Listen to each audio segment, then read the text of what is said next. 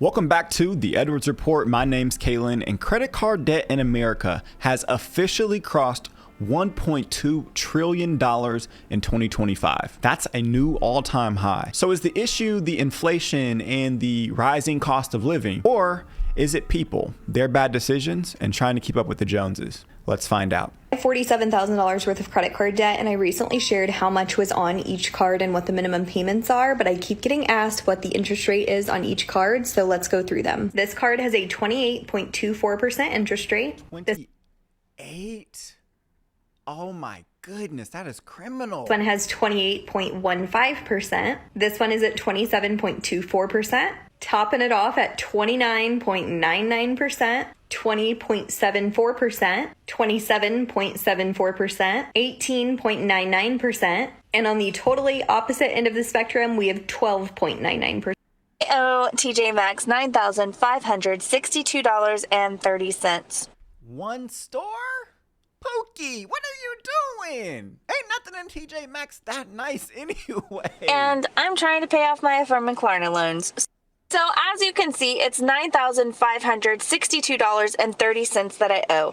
Now you are seeing a over limit because this account is closed. It's in hardship. It is officially on 0% for 60 months. If I only made the minimum payment, which was a little over $300. 22 years? It would take her 22 years?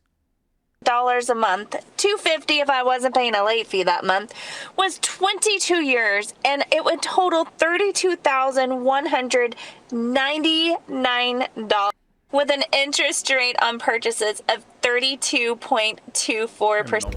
I just had a real come to Jesus moment about my finances. I started off this year determined to spend less money and funnel all of that into my credit card debt, which is high.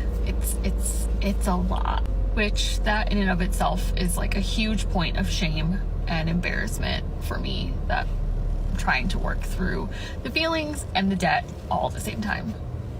I started off January so strong with eating at home, not spending money on fast food and eating out, and it really went downhill quick.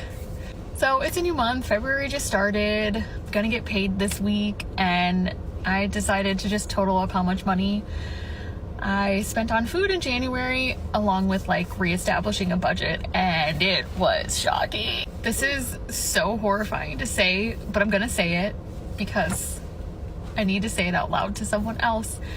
I spent, as a single person, just me, almost $700 on groceries and eating out in January, which is truly unreal, unacceptable. I was doing all the math, I was creating a new budget, and if I actually stuck to the budget I created, I would have like almost $800 every month to put towards my credit card debt. Isn't it so interesting how we make these plans, and if we actually stuck to them, our lives would just be so much different, but it don't happen that way.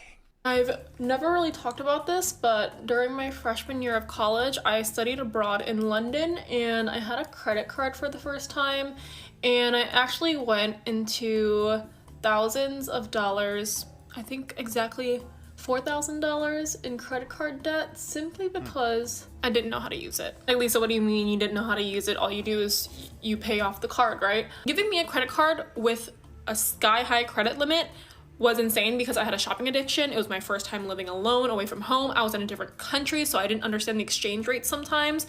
And on top of that, the word minimum payment really f***s you up when you're like 18, you know? So for the most part, I did pay off the card. Like, I was so scared of going into debt that I would pay it off that day. I would buy something off of it. At the end of the day, I would make a payment. But then I got to a point where I was using it all the time. So then I started making minimum payments at the end of the month because I thought that's what it meant. And you know, this gets so many people, especially these young folks. It was my first semester of college. I was busy trying to make friends. I was going to class. I was in another country trying to explore things. So I never really thought to ask anyone about it. And I never clearly looked at my finances. Back then, I wasn't that financially savvy. I was making adult money for the first time doing YouTube. And it was just like not top of mind I was literally a kid. And on top of that, being 18, I was just like, oh, I'm getting started with my credit building early. My mom told me about this. I got this. It's totally fine. But I didn't do a lot of research on my own. And it had foreign transaction fees, and I studied abroad in London. So every time I spent money on my credit card to be safer with my money, because I didn't want to use my debit card, like my bank card everywhere, and get scammed. I don't know. I was like, no, I get it. They literally tell everybody to do this when you're abroad. This is whatever I do whenever I'm leaving the country. Really paranoid. I had a transaction fee on every single transaction. The transaction fees on top of interest, because I paid the minimum payment, resulted me in being in thousands of dollars of credit card debt when I could have totally avoided it because I had the money to pay. I literally just didn't know what the words meant or looked at the app. I am $9,800 in debt, and every month I pay a lot of money towards it, and I have not seen a difference. So then I paid more attention to my statement. She must be just paying the minimums. And my interest is $250 a month currently. That means if I pay $500 a month, then $250 of those $500 are going straight into interest, and then $250 going to the principal, which is going to take me forever to pay off. If you pay attention to the bottom of your statement, there's a crazy comparison that's like, if you pay your minimum, you'll pay this off when you're like 60, and if you pay this much, you'll pay it off in 3 years. I'm trying to pay my debt in this year, in 1 year. How I got myself $23,000 into credit card debt. I started dating a guy when I was around 12 or 13, and I dated him throughout middle school, high school, and into my early 20s. I'm not going to get into the super juicy details of this relationship, but just know that it was mentally, physically, emotionally abusive. And I am so grateful to be out of that relationship now. But I did make some bad financial decisions whenever I broke that relationship off 3 years ago. When I was in that relationship, I was controlled a lot, and I wasn't able to hang out with my friends. I wasn't able to travel. I wasn't really able to do anything, and that kind of led into my spending problem whenever I left that relationship. So I broke it off. I started doing solo trips out the wazoo. I was doing solo trip after solo trip, and guess what? I didn't have any money. I was working as a teller in a bank. I still work in a bank, but I can understand, though, after being controlled in an abusive relationship, kind of crashing out a bit. But crashing out with the credit cards, oh, that hurts my soul. I've since moved up positions, but I was working as a teller, so I wasn't making much. And so in turn, I was putting it all on my credit cards because I wanted to have these experiences that I felt like I had lost out on. Does that make sense? I pretty much did the same thing over and over and over and over again. I went on so many trips. I fell in love with national parks and hiking, and eventually I found myself $23,000 into credit card debt. The national average credit card balance for those carrying debt is now $7,321, which is up 5.8% from last year. And the average APR, it's sitting at 23.37%, with many people paying near 30% or even higher. That means that even if you're making payments, you're not even getting ahead. You're just renting your past decisions. Now, go ahead and combine that with this. 45 to 54-year-olds are most likely to be carrying debt. I know some of y'all who are a little bit older thought that it would be the younger people. But I don't know. We haven't been living long enough to rack it up like y'all have. Gen X has the highest overall balances of every generation. But don't fret.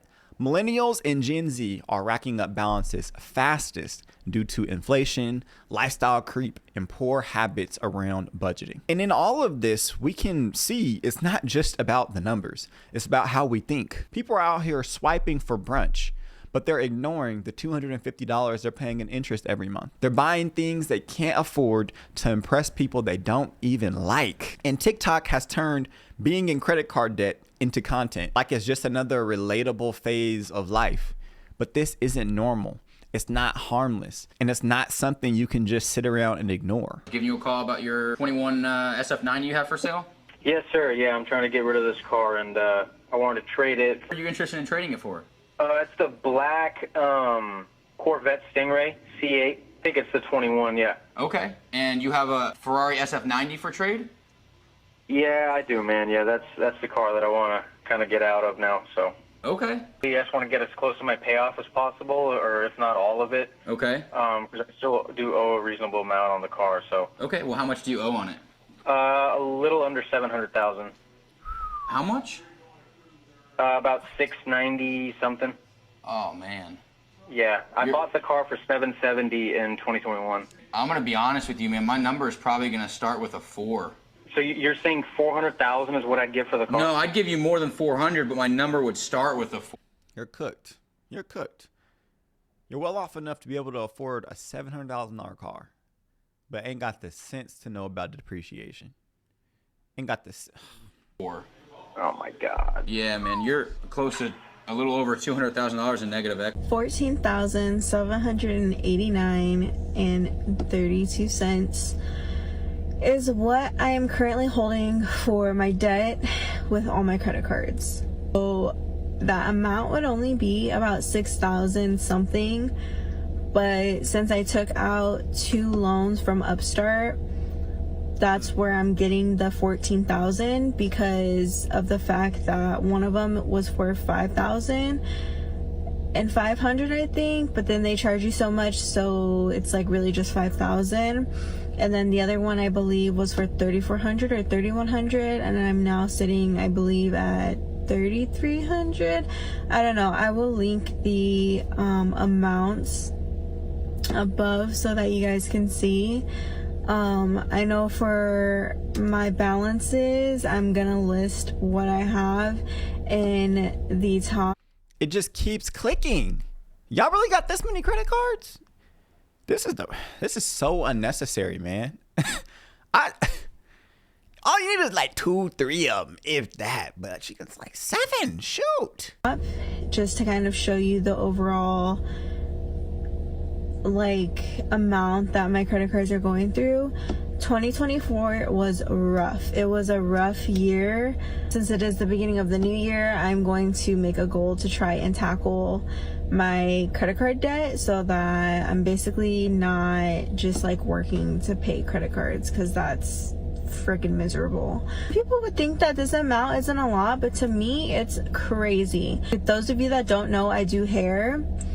And for my credited tips from January to December of last year, 2024, I made $14,995. And low-key, it makes me sick because if I would have just saved all my credited tips, I would have been out of debt. So Right. That's all your tips for the year. Man, equals what your credit card debt is. So maybe a little delayed gratification, a little foresight. I mean, she said it. That's crazy, though. Seeing how it matched up almost equally would have just, man, that would have hurt. What I've learned is people are more afraid of student loan debt than they are of credit card debt. Because I just posted a video. What do you guys think about that? You guys think that people are more afraid of student loans and credit card debt?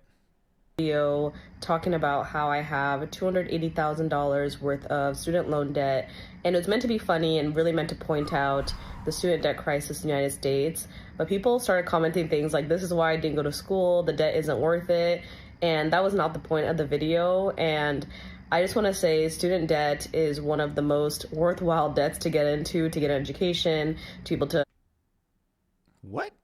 be a high earner in the future and actually pay off that debt. I see a lot of people who don't go to school because they're afraid of debt and then end up in debt and credit card debt trying to afford day-to-day bills. So don't let debt be the reason that you don't go to school, because it'll be worth it in the end. Nope. It could be, but a lot of people, like majority of people, are graduating with degrees that they didn't even need to be in career fields that aren't even using them. I mean, no. Certain careers, maybe. But most of them, no. It's not a good decision to go into debt to go to school, especially when you can go to school without going into debt. She needs to watch some of our videos. The statistics are staggering. And it's way better than struggling to pay things day to day because you don't have a high earning job because you didn't get an education. Okay, so now let's go a little bit deeper, because underneath every terrible financial situation is usually a broken belief. Some people believe that the minimum payments are good enough. Some people believe that rewards points justify irresponsible spending. Some believe that you can just file bankruptcy and start over with no consequences. But here's the truth. I'm always delivering the hard truth, right? Credit cards are designed to trap you. That's why they offer 2% cash back, because they're making 25% interest off of the average customer. Paying the minimums isn't staying current.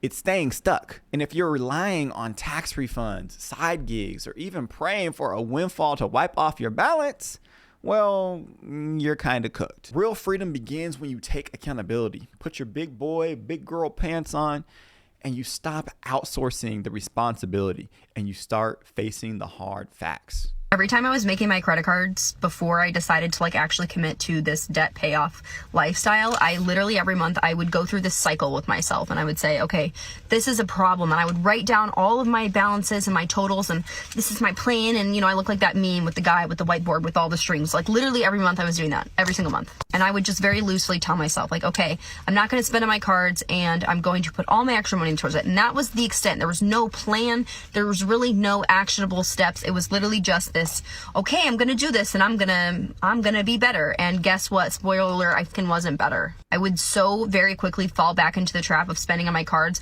and having this scarcity mindset around the money in my checking account that it was gonna be gone, so I wouldn't put it towards my credit card debt.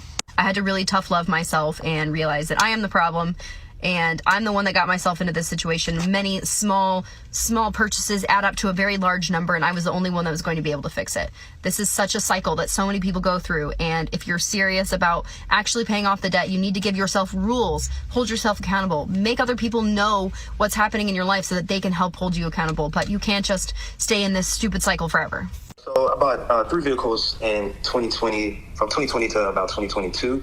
I have a 2019 Lamborghini Urus. It has about 70,000 miles on it, and I paid around $235 for that. I also have a Hummer EV, and that has about 36,000 miles on it. I paid right around $175 for that, and my 2021 G-Wagon I got for, I think it was about $210, and that has about 69,000 miles on it. Right now, I make between 30 and 40K a month. Let's go through it. So the Lamborghini Urus said you paid $235,000, and right now you have 70,000 miles, sorry. You owe about 190 left? Yeah. All right. Hummer EV. Did you see my other Hummer video with the guy that was like $100,000 upside down? Yeah, that was, yeah. All right. 148 on the Hummer, and then you have about $180,000 left on the G-Wagon, correct? Correct. Over $500,000 just in auto loans. Yeah, now my credit's dropped. I'm around about 630 now, and yeah, things aren't what they were when I bought them. Okay, 630 credit score. How much do you have down to put towards the negative equity for these cars? Maybe between 5,000 and 6,000, maybe 7,000 if I really, manage a few things a bit differently. You make all that money and ain't got. Okay. And you said you made $30,000 to $40,000 a month. So on the Lamborghini, I'd give you about $130,000. On the Hummer, I'm going to be right around $80K for the Hummer. I'm going to be right around like $98 to $99K for the G-Wagon. So you are over $200,000 in negative equity. I'm going to be real with you. There's nothing I can do for you. If you got $5,000 to $6,000 down, 630 credit score. I got a little too carried away. When I first got married, my finances were the best. When I was by myself, I was able to manage my finances. I knew how to have a good credit. I knew everything that I needed to do to be able to be in good standing when it comes to credit cards and just money overall. As soon as I got married, all of that went out the window. It's not to blame my husband at all. If anything, I was the one that lost control. I wanted to spoil him. I wanted to buy us things, experiences, things that were not really necessary at all, but I put myself in that situation. So that's why I say I got a little too carried away. I have a lot of knowledge when it comes to money. I love talking about money. I love talking about credit. I am very knowledgeable when it comes to that. However, there's one thing, and they always say it's easier to say than do. So I know how to get out of debt. I know what I need to do. Doing it is the hard part, and doing it is what I have not been able to do. Yeah, it's delaying gratification. It's sacrificing. Man, delayed gratification is so powerful once you get it down, but it is painful. It is because you see everything going on around you. You see the Joneses, you see the Martins. Everybody's doing the things that you want to do that you can't afford. But the real kicker is they can't afford it either. And would you rather, not be broke, but kind of miss out, or be broke, have to declare bankruptcy, and potentially risk ruining the rest of your life? Easy decision for me. I'm in debt. A lot of debt. I have multiple credit cards, a car loan, a personal loan for a surgery that I had. And I'm